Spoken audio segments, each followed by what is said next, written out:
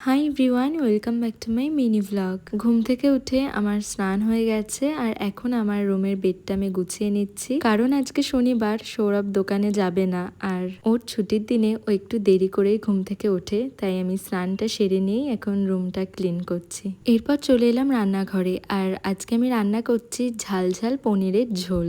নিরামিষের দিনে ওই সোয়াবিন না হলে পনির, এছাড়া আর কি খাবো। তো সোয়াবিন আমার খেতে ইচ্ছা করছিল না, তাই সৌরভকে বলেছিলাম পনির এনে দিতে। ফ্রিজে দুটো টক দইয়ের প্যাকেট ছিল, তাই ভাবলাম সৌরভ যখন বাড়িতেই রয়েছে ওকে একটু লাস্সি বানিয়ে দিই। লাস্সিটা খেতে তো ভালোই হয়েছিল, তবে আমার বর একটু নাটক করেই বলছে খুব ভালো হয়েছে। সন্ধ্যের দিকে আমরা বেরোলাম একটু ঘুরতে আর আমাদের সাথে দিদি আর টাবুনদাও বেরিয়েছিল। প্রথমে চলে এলাম ফুচকা খেতে। ফুচকা খাওয়ার পর চলে এলাম একটা আইসক্রিম পার্লারে, আর এটার নাম লাভ বার্ডস। তোমরা যারা বনগাঁয় থাকো তারা অবশ্যই চিনবে। টাবুনদার আইসক্রিমটা আগেই দিয়ে দিয়েছিল, তাই টাবুনদা খাওয়া শুরু করে দিয়েছে আর আমাদের আইসক্রিমগুলো একটু পরে এসেছিল। আর আজকে আমাদের এই সুন্দর একটা আইসক্রিম ট্রিট দিল আমার একমাত্র বর। আজকের মিনি ব্লগটা এটুকুই। ভালো লাগলে লাইক করে দিও। বাই।